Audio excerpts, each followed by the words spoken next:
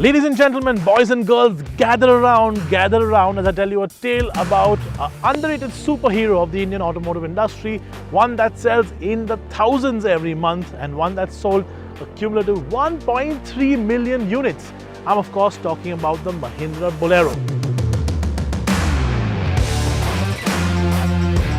Now, where does it all start? Well, in the late 90s, India was an emerging market. Everybody wanted a new car that looked new, that looked like it was ready for the millennium, and that's exactly what Mahindra needed too.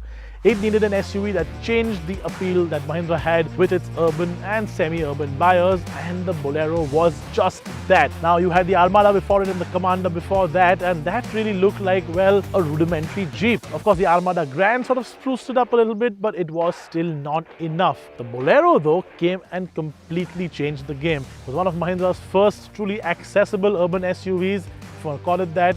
2000 was when it was launched. Of course, it went through a couple of changes through the years. And now it's 2021 and the Bolero line finally has, well, a bit of a brother with it. This, ladies and gentlemen, is the new Bolero Neo.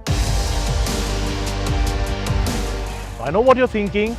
It is a TUV 300, isn't it? Well, yes it is, but the Bolero name, well, that has a whole bunch of gravitas. See the wordplay there? That has a whole bunch of gravitas in the Indian automotive scene, and that's what Mahindra is really banking on for this new car.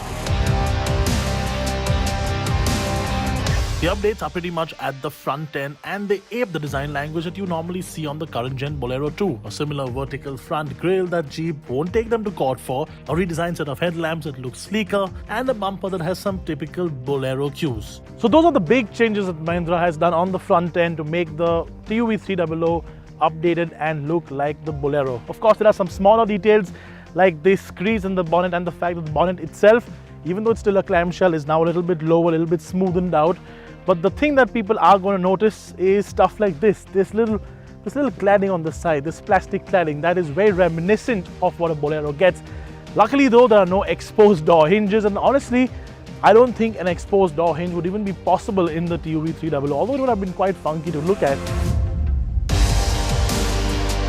That said, unlike the TUV 300, the Bolero gets only these black plastic door handles. Now, I don't know how that will be sort of taken by the public, and again, something that they've done to make it more rudimentary looking or more rugged looking is take apart the C-pillar, or the D-pillar in this case, make it body colored as compared to what it was in the standard car or the TUV, which was black. And if you're wondering why this is so massive, well, I'm going to put my hand as a reference point. But that's because the fuel and the AdBlue filler are both behind this door, and honestly, it looks like a vault door. Maybe my head could fit in there. Now, one of the things that Mahindra did stick to its guns on the Bolero Neo are the side-facing seats. Now, there are not a lot of cars in this segment or in India in general, especially in the sub 4 meter SUV category, that get these side-facing seats, apart from the standard Bolero, of course. But well, you do get a step here, so you can climb into the car comfortably, hold the handle, and not look like a complete oof. It's actually very easy to get in and out of. Now, we asked Mahindra why they've actually kept these seats, and I kid you not, one of the reasons given was, in certain places in India, when the sarpanch or the head of the village or just the guy who owns the car drives around in the front or in the passenger seat, his bodyguards or his goons drive in the back with guns, and it's easier to get in and out of the car if the seats are facing sideways. That's a genuine answer that's given by somebody from Mahindra. Of course, it was a funny little anecdote, but that's a true anecdote. It actually happens. It still actually happens. Now, you can't in real life actually fit two adults in the back, especially two fat adults like sort of me, unless you want to, well, have your head hit the roof all the time, or you can't really put the door shut because your hand's going to be in the way, or if you're a friend and you like touching knees or putting your legs in between each other's legs. But at the end of the day, if you want to maybe have a temporary quick journey around the city or somebody small sit here, well, it's going to be easy to put people in the back. Would I put kids in the back?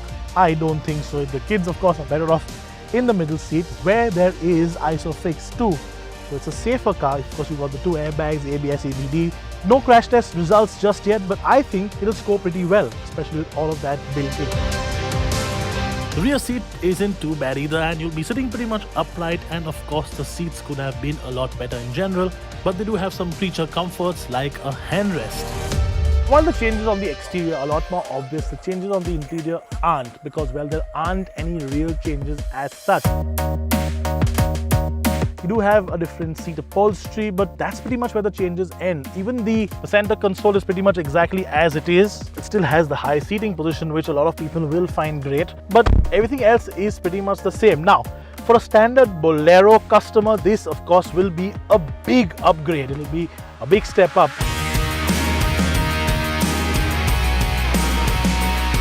But there are some missing bits too. For example, the infotainment system doesn't have Apple CarPlay or Android Auto. And I think this tier 2 or tier 3 city customer that this car is aimed for, they want this new tech. This is an aspirational car at the end of the day for a lot of people, and that tech missing, well, I think that's a bit of a negative point. The other thing that's really missing, and something that you do need in a car with a seating position this high, is a rear view camera, and that's something Mahindra should have added in.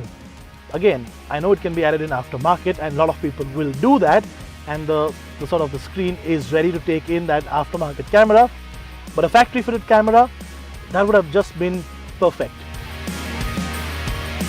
But if you think that this is going to drive like a well sorted out modern SUV, then well, you're going to be disappointed, because it won't. However, what it does bring to the table is what the TUV and the Bolero both have always brought. It's that sense of nothing's going to ever break me, nothing's going to ever destroy me, I will live through a nuclear holocaust, that sort of sensation. And honestly, that's what this sort of customer really wants. He needs something that's low on maintenance, high on reliability, and just can be thrashed around everywhere and will take all that abuse.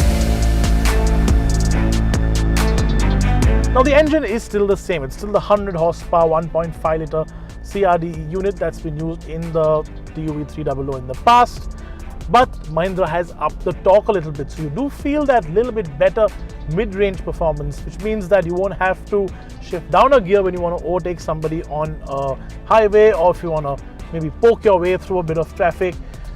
That's going to be great, because a lot of people that who do actually buy this car don't tend to be in the correct gear at the correct time, and tend to sort of have that higher gear all the time just to extend the fuel economy, and that will help. This higher torque will help that.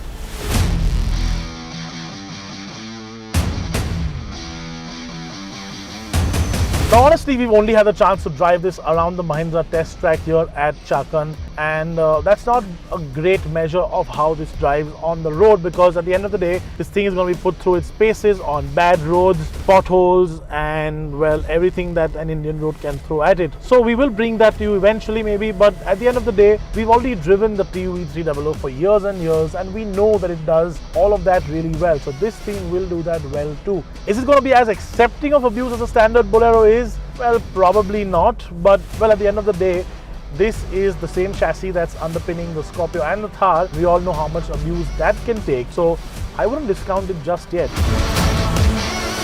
To be honest, Mahindra might have a bit of a trick up its sleeve, because there isn't really anything that's completely chuckable, throwable and abusable in this price point, which this really is. So do they have a little bit of a surprise planned out? Will this do the kind of sales that the Bolero does on a general basis? Well, we'll just have to wait and see. So how do we sum this up then? Well, I think it's pretty straightforward. There's definitely an audience, as I mentioned earlier, that Mahindra will tap into, and Mahindra will, well, dominate, because there's definitely a cross-section of the car buying public that loves the Bolero, and for somebody of that cross-section to go and get a Bolero which is better equipped, drives better, is more modern, has more tech, and honestly is a better car all around than the standard Bolero is, well, that's going to be a selling point for a lot of people. A lot of people are actually going to buy into that. Honestly, that mistake that Mahindra made so many years ago when they launched the TUV 300 as the TUV 300 and not as a new Bolero, well, that's something that they realize now, and that's something that's finally been undone. Better late than never.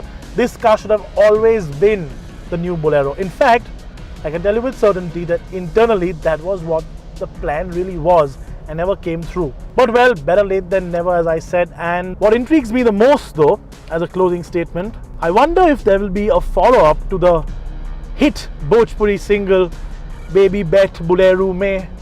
And if you don't know what that is, you should Google it, because that's the kind of love that the Bolero brand really gets.